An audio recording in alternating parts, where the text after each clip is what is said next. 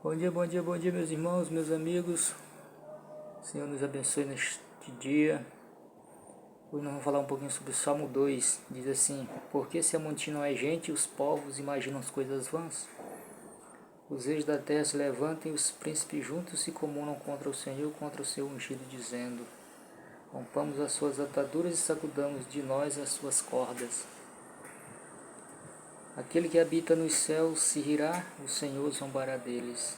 Então lhes fará na sua ira e o seu furor os confundirá. Eu, porém, ungi o meu rei sobre o meu santo monte de Sião. Recitarei o decreto, o Senhor disse: Tu és meu filho, hoje te gerei. Pede-me e eu te darei as nações por herança e os filhos da terra por tua possessão. Tu os esmigalharás com uma vara de ferro, tu os despedaçarás como um vaso de oleiro. Agora, pois, ó reis, sede prudentes, deixai-vos instruir juízes da terra. Servi ao Senhor com temor e alegrai-vos com tremor. Beijai o filho, para que se não ire e pereçais no caminho, quando em breve se inflamar a sua ira. Bem-aventurados todos aqueles que nele confiam, louvado seja o nome do Senhor. Então, o reino é do Filho de Deus, meus irmãos. É o tema desse salmo que eu fiz uma pesquisada, uma analisada. O reino é do Filho de Deus.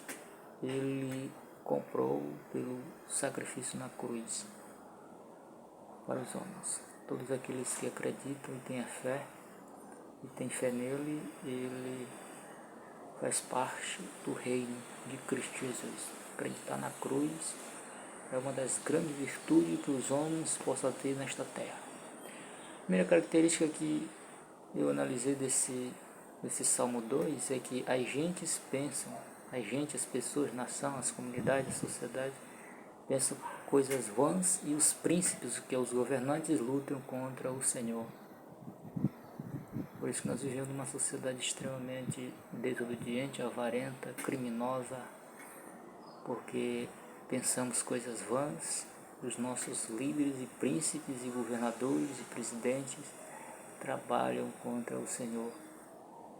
Isso é uma pena, meus irmãos, meus amigos, trabalharmos contra o Senhor, porque o Senhor tem de melhor para nós. De melhor Deus tem para nós,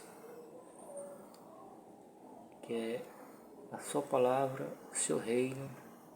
E no seu reino consiste em obedecer a palavra e o rei, que é Jesus Cristo. E de Jesus há muitas virtudes, tem honestidade, santidade, e é isso que os homens não querem, né? Os homens pensam coisas vãs, acham que isso é coisas insignificantes, como a honestidade, como uma boa convivência, como ter uma família de paz, de equilíbrio. Isso as pessoas não querem, por isso vive arquejando e vive violenta. Outra característica desse salmo, meus irmãos, é os reis e os príncipes rompem com o Senhor. O Senhor dá a oportunidade do indivíduo trabalhar em prol do povo, dá a oportunidade para o indivíduo governar uma comunidade, ou um município, ou um estado, ou um país, e ele lá trabalha contra o Senhor. Uma das ideologias criminosas e diabólicas que o ser humano tem é de ser um líder, de ser um político, pegando aquilo que não é dele. Principalmente no nosso país, como a gente vê aí as nossas lideranças tudo banhadas em roubos e furtos e quadrilhas. Então os reis e os príncipes rompem com aquilo que Deus tem para ele e para os seus liderados. Outra característica desse salmo é que o Senhor só rirá da tolice dos povos e os seus reis e príncipes. O Senhor olha lá do céu e vê tanta mesquinhez no coração do homem, na prática dos homens. Em vez de adorar a Deus, se torna um religioso, se torna um criminoso, pensa em coisa mesquinha, pensa em projeto mesquinho e deixa o que é glorioso, o que é de Deus de lado. Então o Senhor se ri, sorri desse tipo de projeto, desse tipo de atitude, dessa mesquinhez. Já que a Bíblia diz que nós, seres humanos, amamos mais o mal do que o bem. E isso está no coração, está no viver do homem. A gente ama mais o mal, a mentira, a raiva, a briga, a violência, o fuxico, a desonestidade. A gente ama mais o mal do que o bem. A modo característica é o Senhor ungiu o seu rei sobre o seu santo monte. O Senhor ungiu Jesus na cruz, no seu santo monte, Jerusalém, para que as nações fossem compradas pelo seu sacrifício, pelo seu sangue, pelo seu conhecimento eterno. Está na Bíblia. Mas se você quiser ter como Senhor Jesus, deve trilhar aos passos de Cristo, para que Cristo tire essa maldade que você e eu somos apaixonados das nossas almas, que é a mentira, que é a briga, a violência, o crime, a maldade, a perversão, as trevas. Que nós, seres humanos, nos arraigamos de tal maneira que é mais fácil para a gente implicar do que falar das coisas eternas de Deus. Uma outra característica é, por decreto eterno, o Senhor declarou que gerou a Jesus Cristo, o seu Filho, para resgatar os homens. Esse é o Salmo 2, verso 7. Por decreto eterno, o Senhor declarou que gerou a Jesus, o seu Filho, para resgate dos homens. É um dos maiores feitos de Deus da humanidade foi doar o seu Filho na cruz, para que o homem se fosse salvo, que o homem vivia perdido por causa do pecado. Então Jesus morreu para o pecado, para resgatar os homens para Deus. Louvado seja Deus.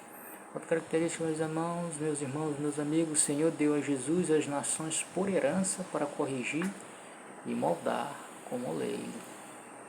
Esse ponto é interessante. O Senhor deu a Jesus as nações por herança para corrigir e moldar como oleiro.